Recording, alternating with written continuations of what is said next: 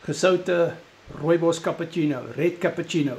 Jy benodig rooibos tee, hierdie is in 'n sakkie en dan die Celtic sout en dan benodig jy so 'n pot en vol roommelk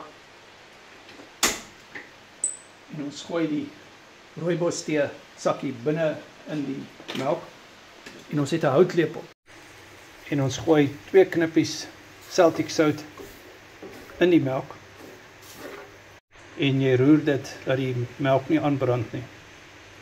Die melk word rooi van die rooibos tee en hy gaan net begin kook, dan sit ons hom af en jy benodig ook so 'n plunger.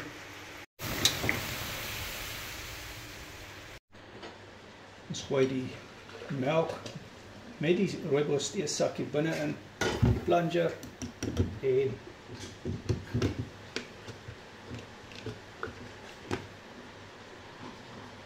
dan gaan ons hom plunge vir 20 keer.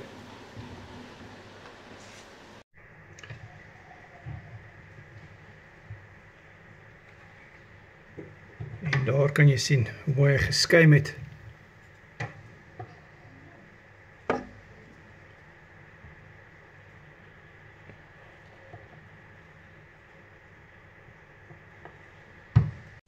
As jy 'n demonstrasie wil sien van my suurstofterapie produk wat ek al vir 23 jaar bemark, dis my ander besigheid, WhatsApp my, dan doen ek vir jou demonstrasie op 'n video call gratis.